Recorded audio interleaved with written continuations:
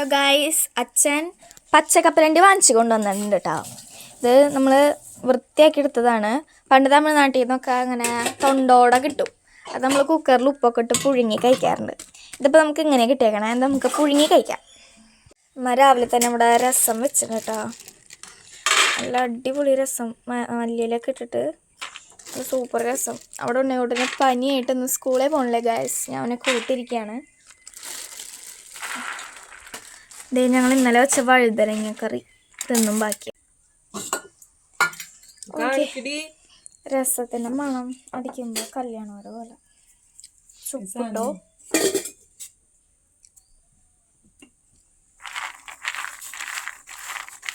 പൊക്കട്ടെ തിരുമ്പാണ്. നമ്മുടെ കപ്പലണ്ടി ആയിണ്ട്. അതിൻ്റെ ആദ്യം പോകുന്നത് നമുക്ക്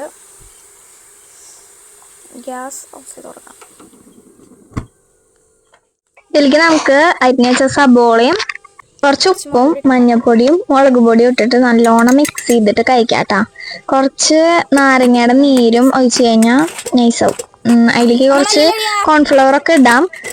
കോൺഫ്ലവർ മീൻസ് കോൺഫ്ലവർ അല്ല, കോൺഫ്ലെക്സ് ഇടാം. കോൺഫ്ലെക്സ് ഇട്ട് കഴിഞ്ഞാൽ കുറച്ചും കൂടി നല്ല ക്രിസ്പി ആയി കിട്ടും. കടയിലൊക്കെ അങ്ങനെ കടിക്കാൻ കിട്ടും. പിന്നെ സോസ് വെച്ച് കഴിഞ്ഞാൽ റെഡി. ഇതിപ്പോൾ നമ്മുടെ ഒന്നും ഇല്ലാത്തതുകൊണ്ട് നമ്മൾ ഇങ്ങനെ അഡ്ജസ്റ്റ് ചെയ്യണം.